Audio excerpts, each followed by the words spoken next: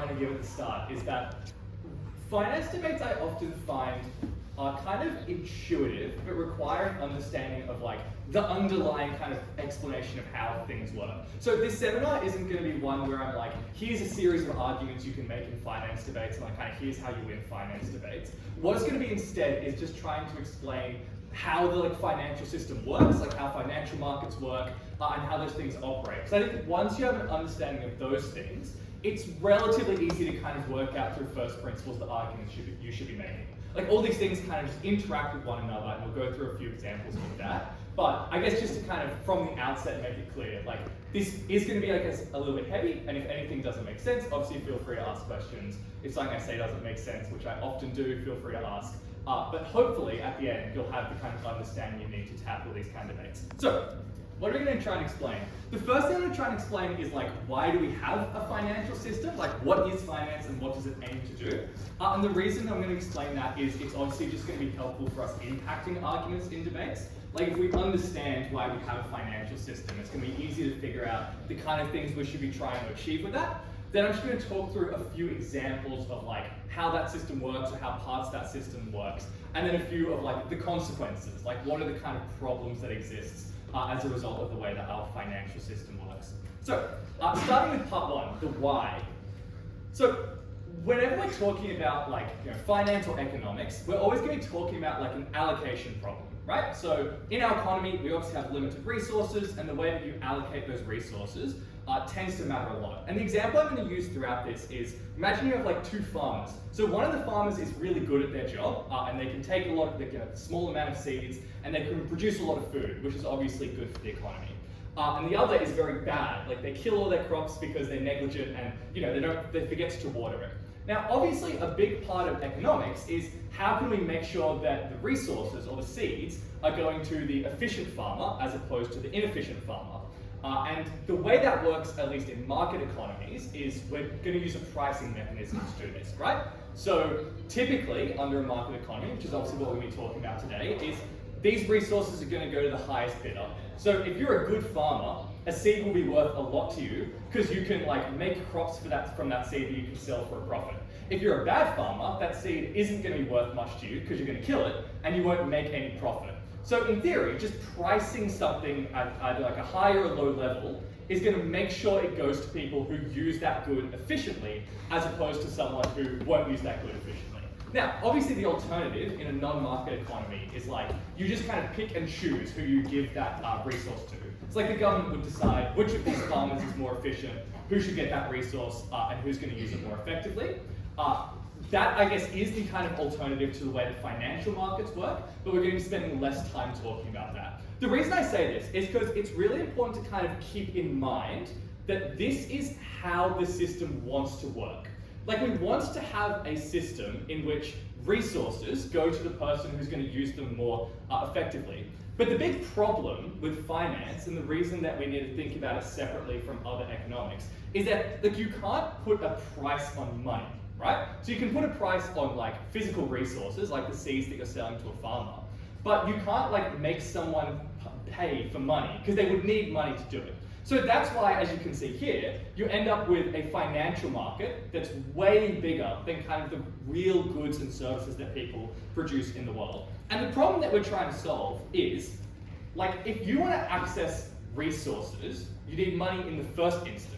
So actually, the most important input when we're producing anything isn't like literal inputs like labor, like physical resources. It's the money used to buy those things. And that's when the financial market comes in. So as you can kind of see here, the point of financial markets is to make sure that money goes to the most efficient user of that money. So whenever you're thinking about debates in finance, you want to look at arguments which explain like, how do we make sure that money gets to good opportunities? So, for example, one good usage of money might be someone can start a business. So you need, you need money to, buy the shop and to buy the things that you want to put in that shop. But once you do it, you have a business that can sell goods to people, and that improves people's lives. So that's what we're trying to do with financial markets. The other goal, though, is to try and do this in a way which is not risky. So remember, obviously in finance, we're working with other people's money. So it's really important that we're avoiding kind of losing that money. And that's kind of the dual mandate, I guess, of the financial system. So it's about making sure money goes to efficient uses, and it's also about making sure that money doesn't disappear once it kind of goes to those uses. Does that make sense for why we have this system? So the question is then, well, like, how do you do this? And this is where I think things start to get complicated, and this is where I guess most debates are going to occur. So I'm going to start with, I guess, the kind of simplest and most common example of how in finance we try to get resources to an efficient use. And basically we should explain how like banks and loans work in terms of achieving that. So the role of a bank, as you can kind of see from this diagram I've very carefully put together, is it acts as an intermediary between the people who have money and the people who want to use money. So if you think about like the deposit accounts you guys might have with a bank, like with Commonwealth Bank or whoever, you are a holder of money. Like you are someone that owns money and you don't really like want to use it straight away. And we need a way to get that money and get those kind of claims on resources to someone who's going to use it well. So maybe someone wants to buy a house, like they want to take out a mortgage to be able to buy a house. So the question is, how do you get money from A, which is me, who's got some money sitting around, even if it's not very much, to B, someone who wants to use that money? And that's why we have banks and why we have financial institutions, because they can do three important things. The first thing they do is this idea of matching buyers and sellers. So obviously, like I don't really know anyone who wants to take out a mortgage right now, and even if they did, like I probably wouldn't have enough money to help them buy a house. So there's a lot of work that needs to be done in putting these people together and bringing them together, and often you need to bring together many people that have money in order to give like one or two entities who want to use that money, the loan, that they need to actually be able to start a business. So that's why we have financial institutions, right? It's to fix this problem of it'd be really hard if individual people that had money wanted to go out and like give loans to their friends. The second reason that we have banks is this idea of management and oversight. So let's say that for some reason I managed to give a loan to my friend.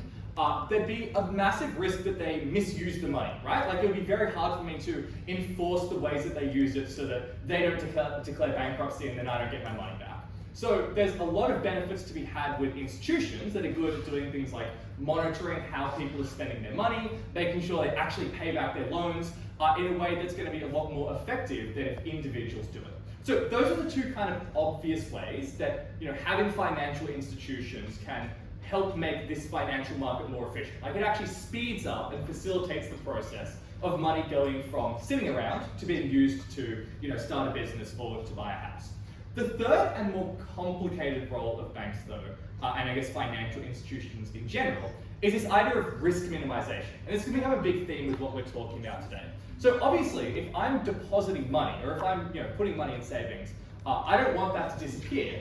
So a very big role of banks or financial institutions is doing the hard work to make sure that people's money is safe and that people's money doesn't disappear.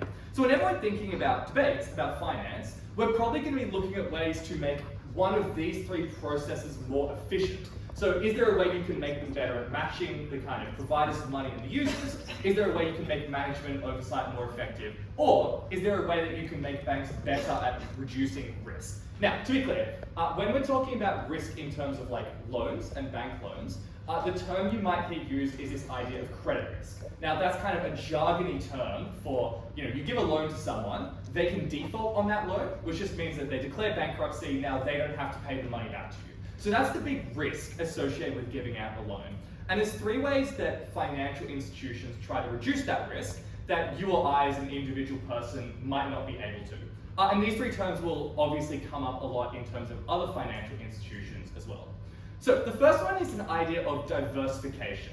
Now this basically just means like if you hold a lot of different assets or a lot of different investments, then the risk associated with one of them is lower. So I'll give you guys an example. Let's pretend that I wanted to give out just a single loan to one of my friends. Now, obviously, there's a lot of risks associated with that loan. For instance, my friend might lose their job, and so they're unlikely to be able to pay back their loan. Maybe they, need to spend a lot on medical bills, so they're going to be unlikely to pay that loan. So there's a lot of risks to that specific person, which might mean that they can't actually repay the loan, and you end up with default. Like that's the kind of credit risk we're talking about. Whereas, if you hold 1,000 loans, like the odds of all 1,000 people losing their job at the same time, or all 1,000 people having a bunch of medical expenses at the same time, is a lot lower than one individual person.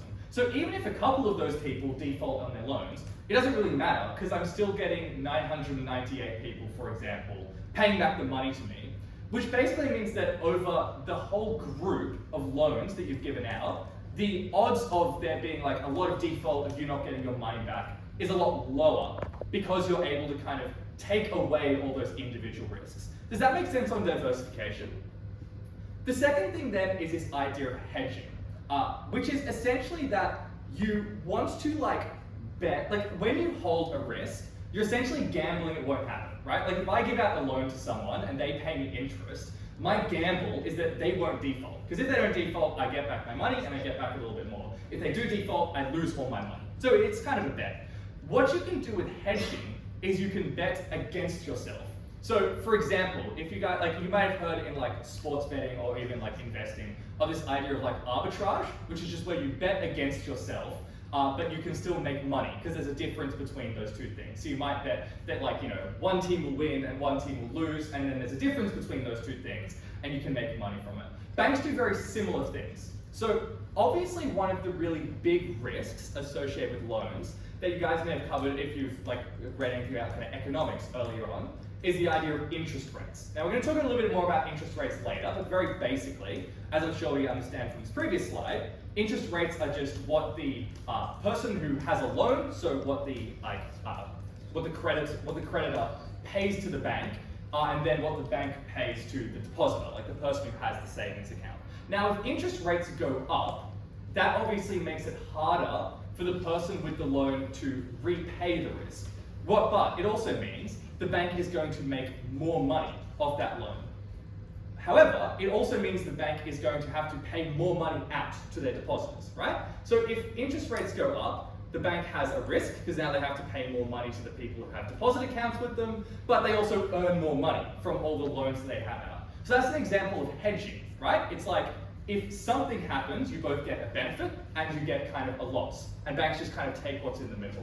Imagine a different example though, where you had a financial institution that only ever gave out loans. So it doesn't have deposits, it just kind of gives out loans to people. If interest rates went down, then that bank would just be making less money. It would be making a lot less money, right? Because the people that have loans with them don't have to pay them as much.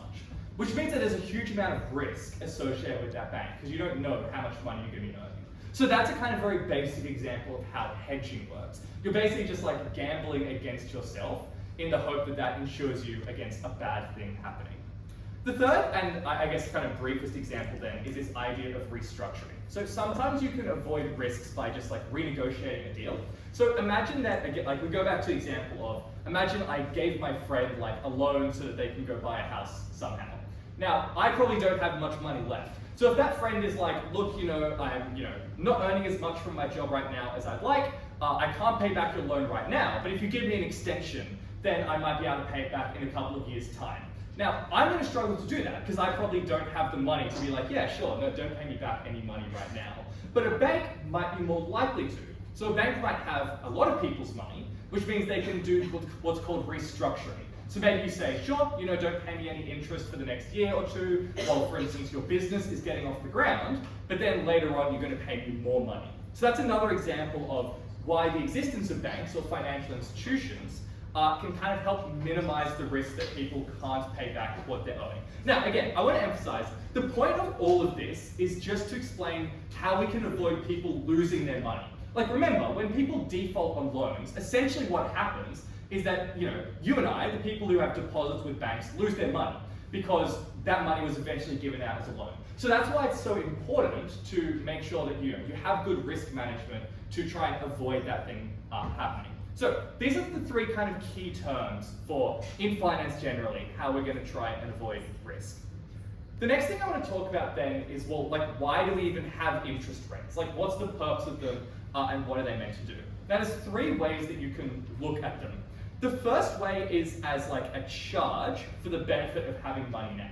And you recall from what we were talking about before, this whole idea is to kind of, having money right now so I can go out and, buy, for instance, lunch is a good thing. I'd rather buy lunch now than buy lunch tomorrow. So I gain some benefit from having money immediately. And obviously, associated with that benefit, I'm gonna have to pay money, right? So you could see interest rates as almost like something people pay for the like privilege or the benefit of having money now, as opposed to later.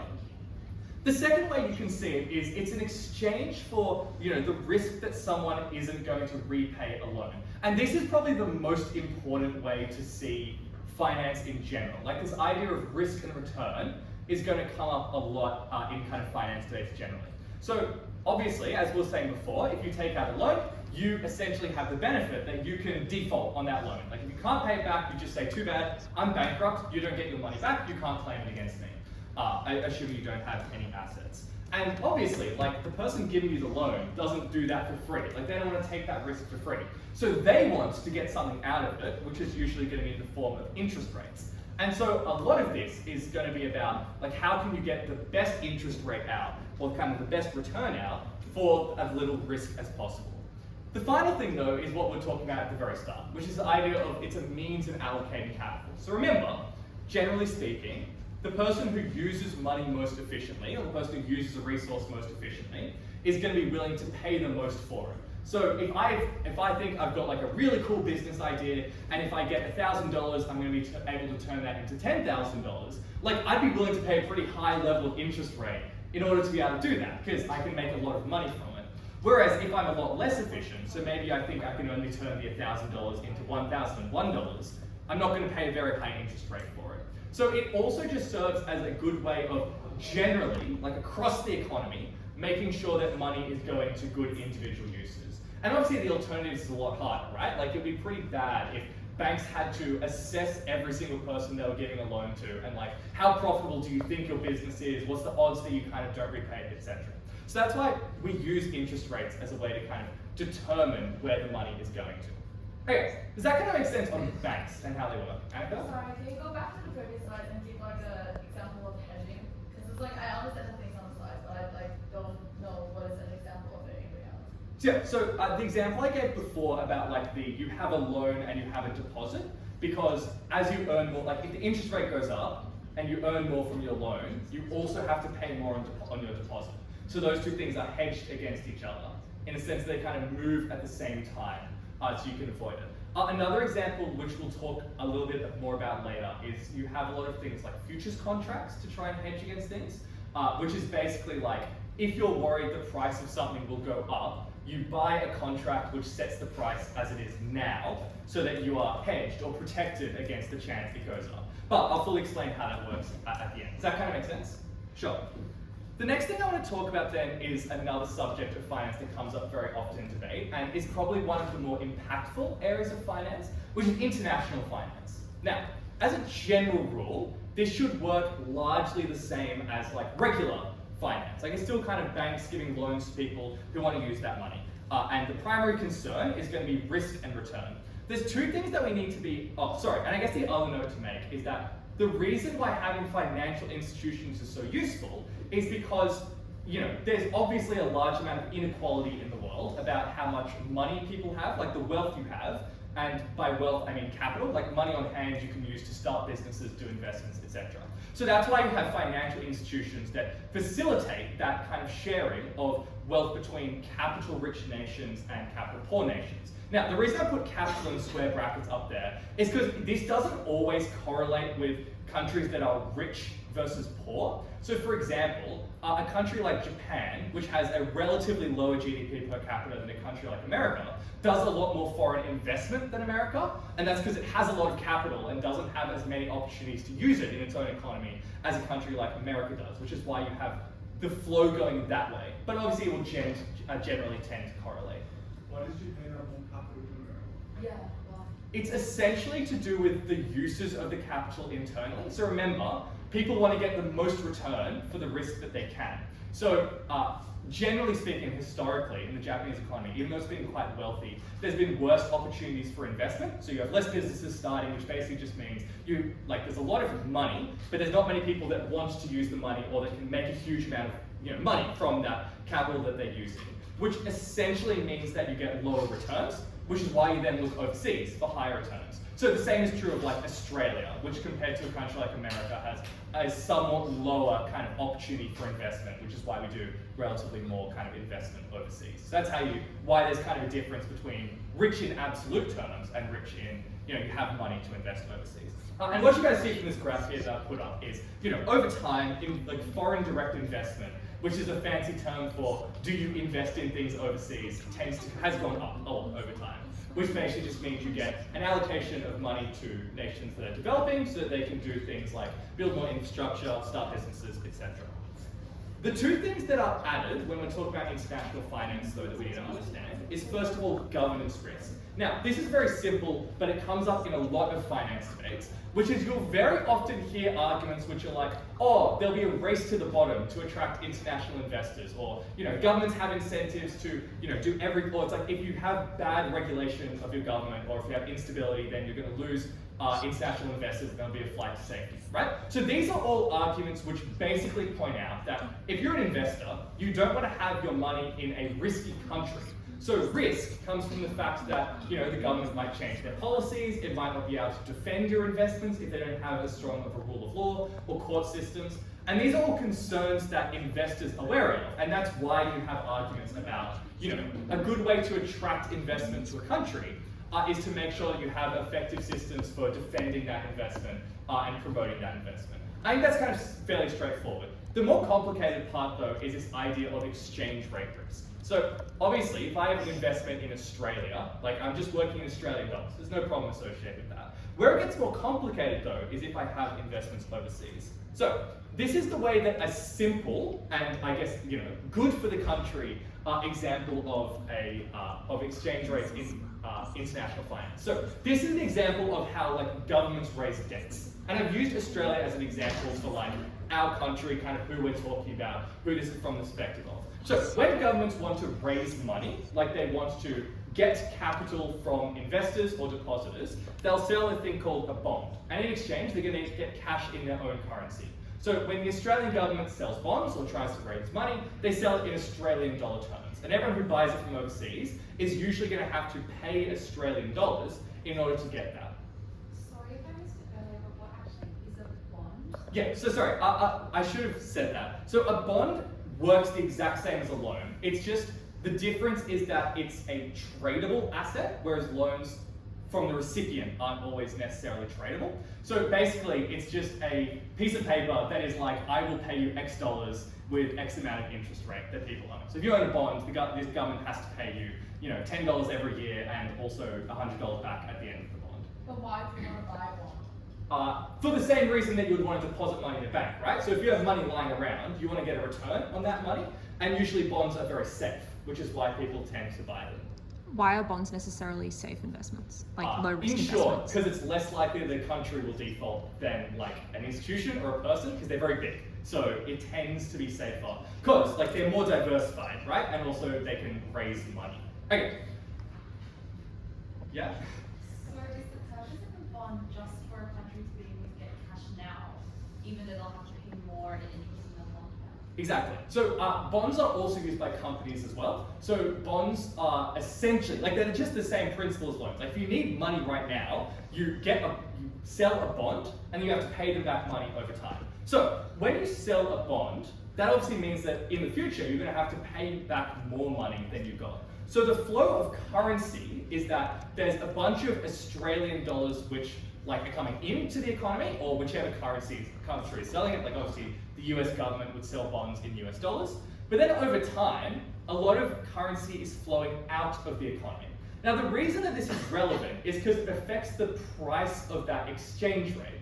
So when we're talking about exchange rates, essentially everything is like a market, right? There's supply and demand, and the value can go up and down. So when, for example, a country like the US wants to buy Australian bonds, they're going to need to buy Australian dollars first so they can actually buy that bond, which means that there's going to be more demand for Australian dollars, and the price of Australian dollars against the US dollar will go up.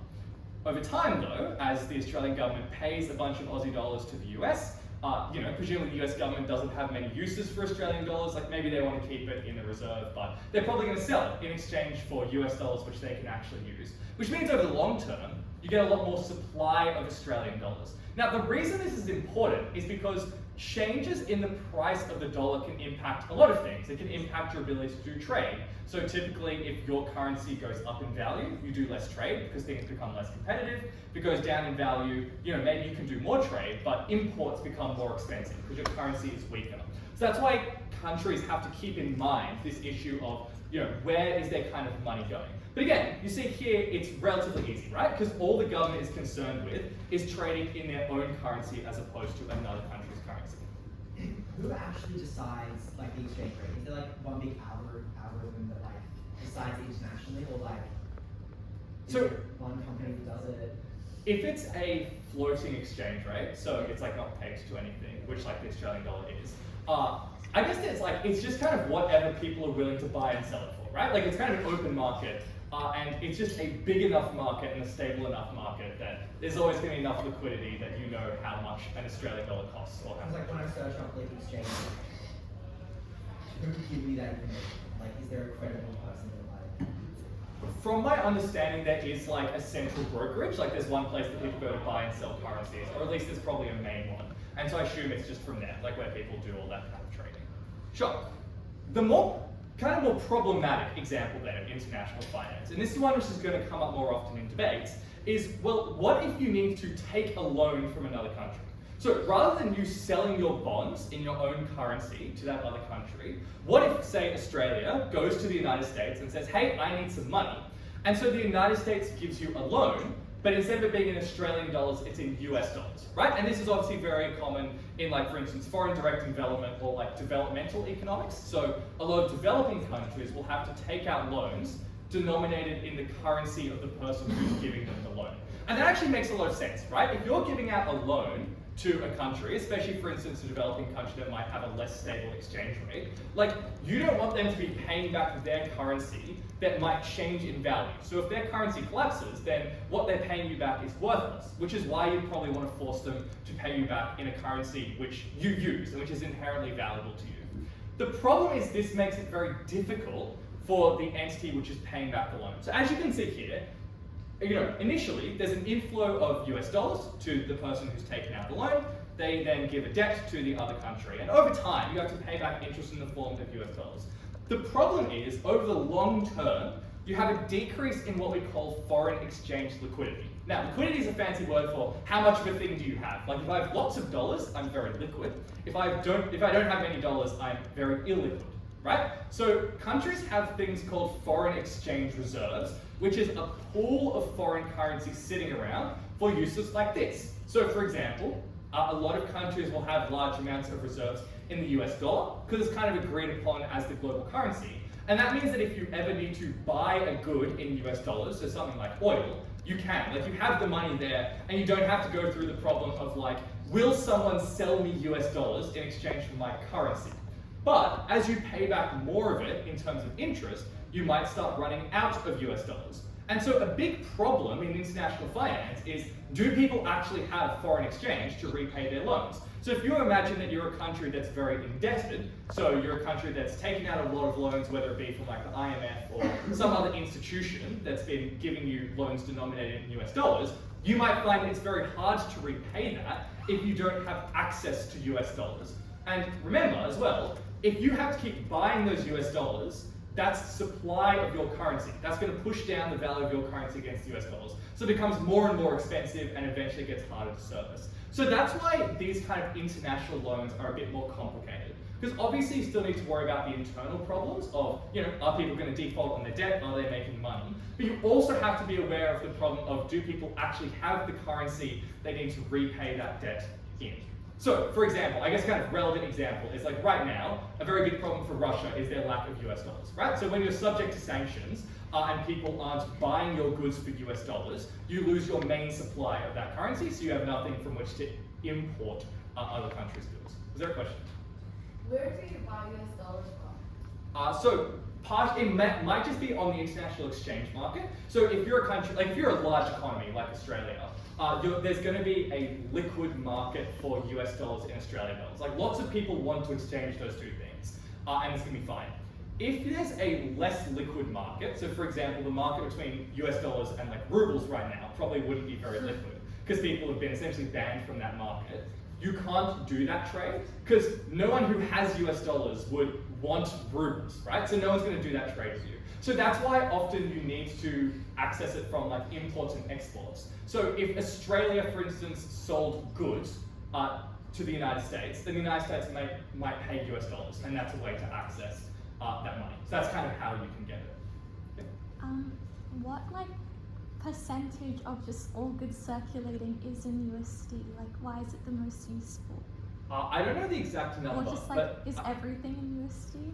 so the reason is like the reason a lot of finance happens in US dollars. Like obviously a lot of trade doesn't. Like if you're, for instance, China trading with Japan, it would make no sense to use US dollars. But the reason that a lot of finance does is because it's the most fungible. Now fungible is just a fancy way of saying like you can exchange it for other things, right? So if you have like a debt denominated in US dollars, because everyone agrees that US dollars are valuable, anyone else is willing to like buy that debt off you, or kind of it's easier to get the US dollars because you're going to have a more liquid market. Like there's probably not a very liquid market between Australian dollars and like some other random currency, right? So that's why you tend to end up with it in US dollars. There's an old debate, well, a debate that I had to do last year of like there used to be an alternative, which was IMF special drawing rights, which was this idea of like there's a kind of pool of currencies, of every currency rather than just the US dollars, that could be used instead of the US dollar, but that system was pretty much abandoned, so that's why we have US dollars. If there's like, for example, China trading with Japan, are they more likely to denominate trade in the export or the import currency? So usually it's in the exporter currency, which is because it's going to a business. Like the business doesn't have any use for the foreign exchange, even if the government does. But sometimes it's run by the government it might. So for example, oil exports have to be denominated in US dollars. So even if it's, for instance, Australia selling it. Okay. Here's the sign up link for internals. Woo! Everyone sign up. I'm gonna leave that up there for half a second. Give me half a minute. No, half a second. All right. The third thing I want to talk about then, and I think that this is where, like, finance can become exponentially more confusing, and probably also more like problematic and possibly damaging, is this idea of speculative assets. So what we've been talking about so far is debt and bonds, right? It's like I give you $100 and you're going to give me back $100 plus 10% interest. It's fine. You know exactly how much money you're getting back. The only question is like, are they going to pay me or are they not going to? That's a fixed asset. The alternative is a speculative asset, which is like, I'm going to buy a thing and I have no idea how much it's going to be worth in the future, and I'm just going to hope it's going to be worth more than it was. So there's some examples here. The most common example is equities, so shares, like you buy a share in a company, that's part ownership in a company, who knows how much it's going to be worth, all you get is entitlement to dividends, so the profit of the company. And again, you don't know what that profit's going to be. That's why it's speculative. The other more complicated examples are stuff like derivatives, which we'll talk a little bit about, but aren't important and almost never come up in debates, or other assets like cryptocurrency, etc. And the note I want to make here is there's a kind of funny graph here, which what it plots is it compares the size of the US share market to the size of the US economy, and you'll see that the extent to which the share market is bigger than the economy has been growing pretty consistently since, well, I guess this graph starts from 1992. So what this means is it's like the value of all US shares is twice its GDP. Like it's twice the amount of everything that is made. So obviously, this is kind of an increase in how much speculative assets people are buying as an example of increasing speculation. So there are three advantages to speculative assets, which are important to understand. So I think often people are like, why do these things even exist and why are they useful? The first example of speculative assets is they can just increase funding to businesses without debt. So the reason shares exist is because if you want to raise money for your business, you can just sell part ownership of it in an IPO, or which is an initial public offering, or in like later share issues, which is basically like, I'll give you some ownership of my company if you give me money now. Again, it's just a way of getting money now at the expense of losing money later. But instead of having a debt, you're just giving up a share of your profit. So you don't actually have to worry about not being able to pay it back, being forced to declare bankruptcy, and those kind of things. So that's why it can be a very useful way of raising money. The second example is it can be good because it separates ownership entitlements and like the entitlement to profit from management. Now, if you think about this on like a whole economy level, a big advantage of the way of like shares and the fact that we have a massive share market is that, you know, everyone can own parts of the companies that are making a lot of money. Now, usually you might own it, for example, through superannuation or through some other investment fund, but generally speaking, people have a lot more access to the profits of companies than you might if it was only the managers of those companies which actually own the profit. Like you or I could never afford to own a company, but maybe we can afford to own like one share in that company. So it kind of democratizes and makes it easier for people to access profits in a way which is like probably good for sharing those profits around to everyone. The third example is it gives investors access to more risk and reward opportunities. And this is where we kind of get into the territory of a double-edged sword. So obviously before, we've all been talking about like how can you reduce risk? Like how can you make sure that your bank account deposit doesn't suddenly disappear and it turns out you have no money. But not all investors want no risk. So let's imagine that you had like $1,000 sitting around for some reason and you were like, I don't care about having this $1,000, but I would care if I had $5,000. Like you want a way to expose yourself to a lot of risk so that you can earn a lot of return on that money. So remember, the more risk you take, in theory, the more return you're going to get because you're getting a higher reward for holding that risk. So what these speculative investments can do is they can help expose people to high risk so that people can earn higher returns. Like maybe you're just someone who's like, yeah, I kind of don't care about being a bit risky with my money. I want to earn a lot. And so you kind of put all of your money into like a high risk speculative investment rather than just like a savings account. Like that is a totally valid thing that for some people might be good, but obviously has the risk that there's, you know, a greater likelihood that they're going to lose their money. So those are the three reasons that we have speculative assets. Will? Are you able to like print new shares, diluting the existing people who own shares? It's complicated. It depends on the rules that the company sets in terms of like the rules about issuing new shares.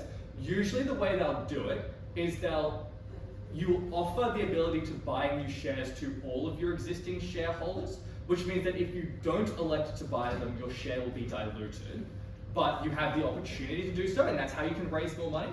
And occasionally you can do things like just sell off other parts of the company. So let's say you retain 60% ownership of your company, you could obviously sell off within that 60% and it wouldn't dilute any of the shares. Okay, so the fourth benefit of speculative assets, which is I think the most kind of weird and confusing, is that it can help with risk minimization sometimes. But as you can see here, it can also, you know, help for risk maximization. So this is the example I was talking about earlier when we were talking about things like futures. So a future contract basically just means like, there's a thing I want to buy. I'm to someone like, hey, I'll buy this thing off you for $100. We agree right now, but I only get it in say a month. And so what I'm doing is I'm making sure that, you know, even if that thing is $1,000 or $50 in a month, I can still get it from $100. So imagine that, for instance, you're a battery manufacturer, and obviously you need to use a lot of lithium in order to make those batteries. Now, markets for lithium can sometimes be volatile, like, you know, maybe there's like, you know, increased regulation in where you're getting the lithium from. You want to make sure your business can keep operating and keep being profitable. So you might sign a futures contract with someone where you say, well, I get the benefit of I have no risk associated with the cost of my input. Like I know exactly how much it's going to cost. And in return, they'll probably get like a premium, right? Because they're holding the risk of, you know, what if it moves up and down in price? So that's an example of how you can use these kind of speculative assets or these speculative investments to minimize and protect against your risk. Like that's why it might be a good thing. The alternative then is, well, you might want to care about risk maximization. So without getting too much into how all these things work, obviously there are a lot of options are all about risk maximization, or I guess the cleanest example is there's this weird thing I discovered the other week called mini warrants. And basically what they are is you buy an asset that tracks the movement in a stock price. So if a stock is, if you don't own the underlying asset, you don't own the stock, you own this warrant, and if the stock's at $100 and it moves to $116, then the mini moves from $0 to $16. So you are entirely exposed to the movement in the asset, without actually having to own it or spend any of the money on the underlying asset. So that's an example of how people can choose to expose themselves to more risk if you want to kind of run the advantage of getting higher return. Now, obviously these other examples have other benefits, like they can be used for hedging and stuff, but the important thing to understand is a lot of it is giving people control over the level of risk that you want to take and whether you think the trade-off of getting higher return as a result is worthwhile. Now, obviously, again, as you can see at the bottom, there starts to become this trade-off, right? Of you develop more and more complex financial instruments, which is good because it gives people more control over the risk they hold, but it's bad because people stop understanding exactly what they're holding and they become more and more detached from the actual asset. Okay, yeah? Wait, can you like explain like the meaning thing again? Because I'm confused. And how do you earn money from that? And why, why do you do that? So it's basically like if you think a stock will go up in value, but you're so confident that you don't want to own the stock, like you don't want to spend the $100 associated with owning the stock so you can get a $5 increase in value, you can buy the warrant, which is basically just you have an agreement with someone who does own the stock that you reap the reward of any movement in that stock price. So if it goes up $16, you get $16 because now the warrant. The person who originally owned it wouldn't get the reward. Correct. You're gonna get it instead. It's kind of basically how it works. Yeah. It's like the opposite of shorting the short stock. Yeah, it works very similar to a call option. Okay. So, part 3 then, which is the more debating part, which is the consequences. So, the first consequence of what we've been talking about is you get what, in my opinion at least, is excess speculation. So this is basically a case where people get too caught up in the gambling part of, what do I do with my money, and not enough into the actually doing good with my money. And again, you'll see another very funny graph here.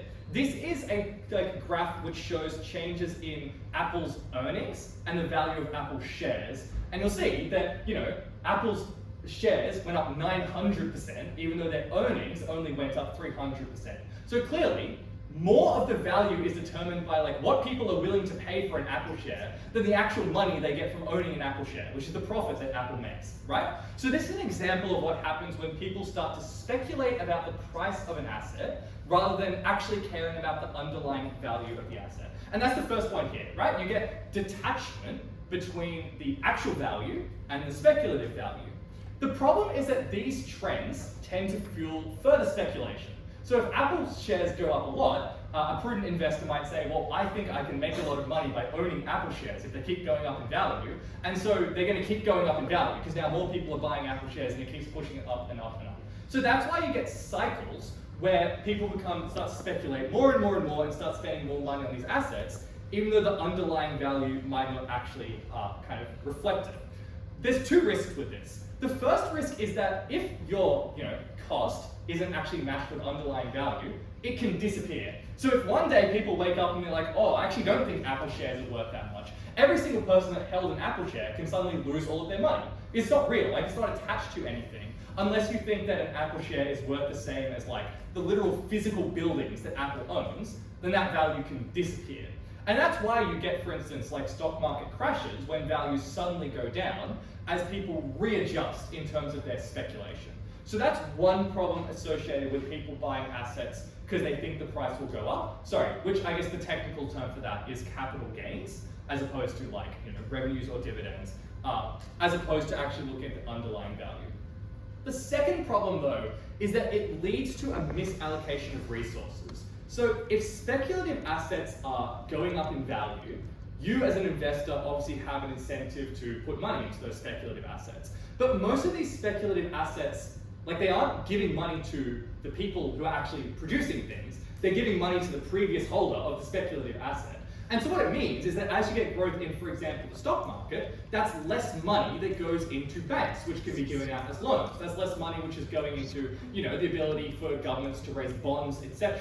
So as you get more speculation and people are starting to invest based on, what's going to be the change in the value of the thing I want to buy, you get less money allocated to actually productive uses of money. Does that all kind of make sense?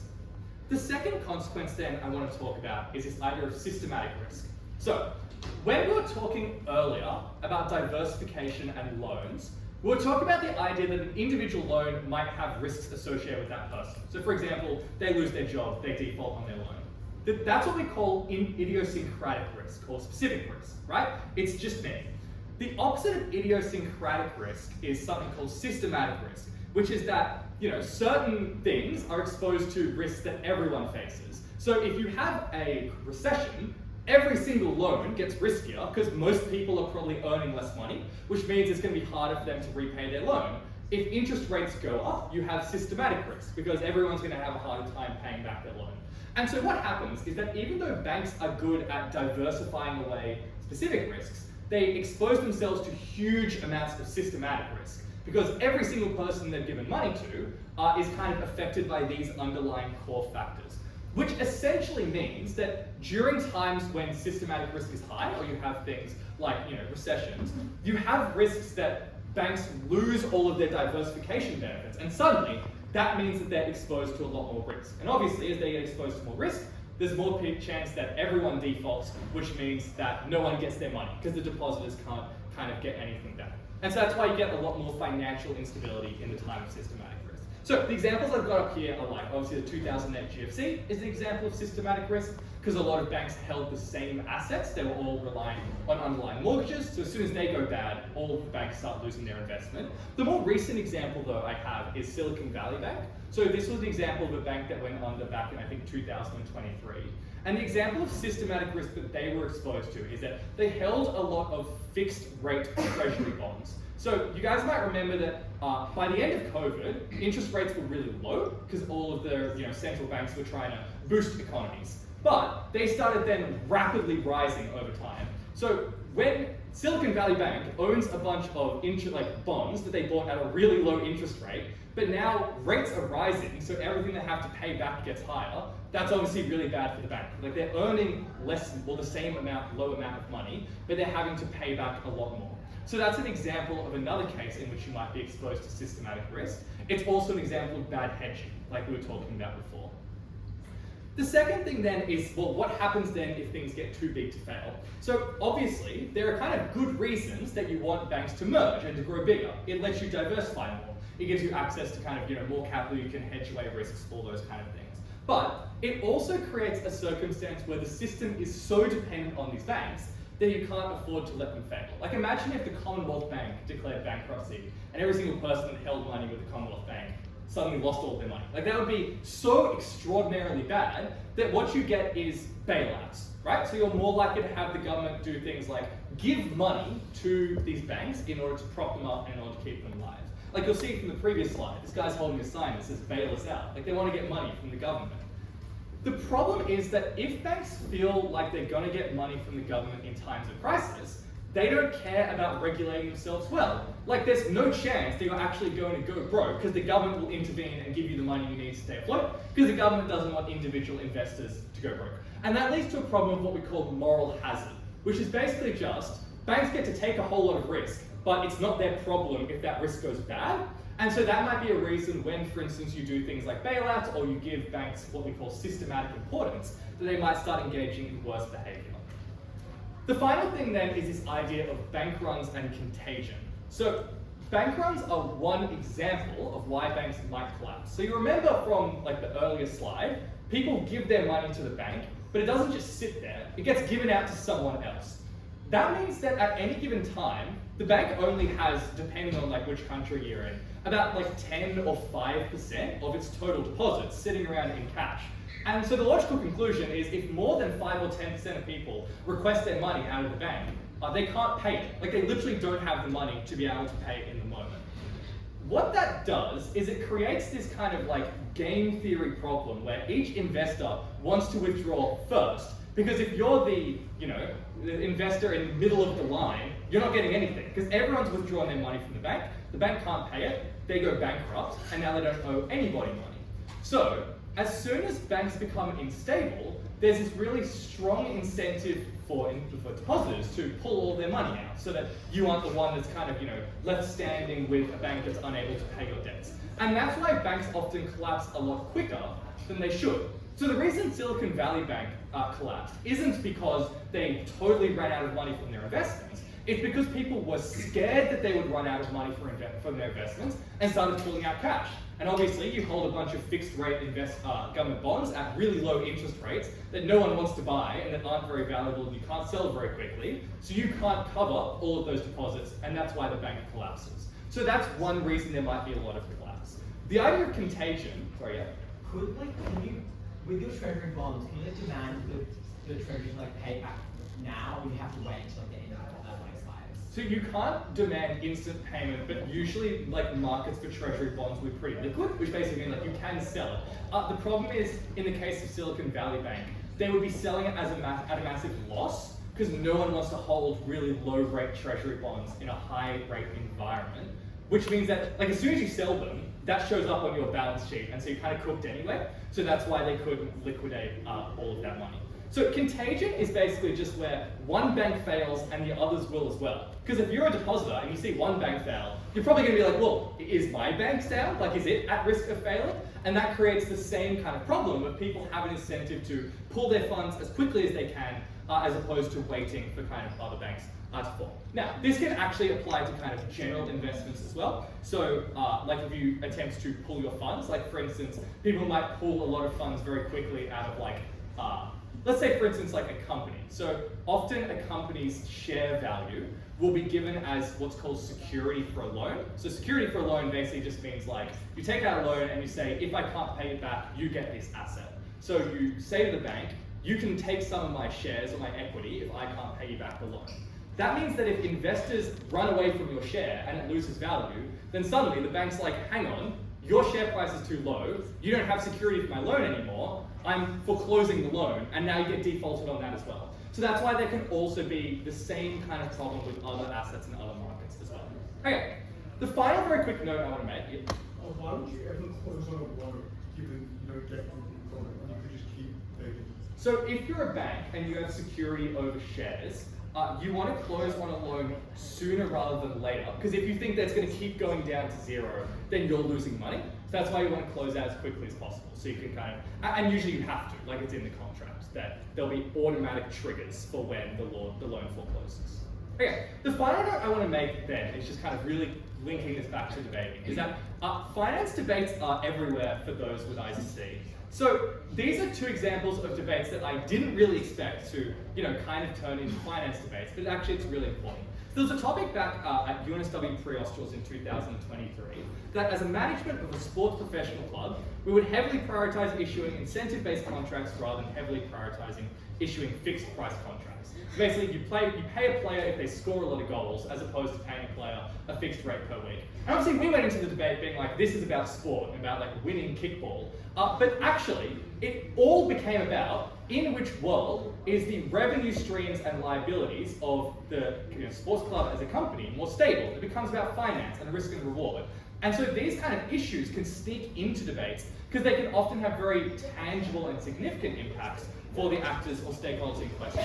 Similarly, for the topic that's that we support the increased shift to subscription-based business models, a lot of that is about how does the kind of flow of money and the financing requirements of businesses either lend itself well to relying on a subscription model, we get consistent funds, or well to a different kind of form of model. So there's always opportunities to introduce these kind of things, and generally speaking, risk and return is a good way to look at these kind of debates.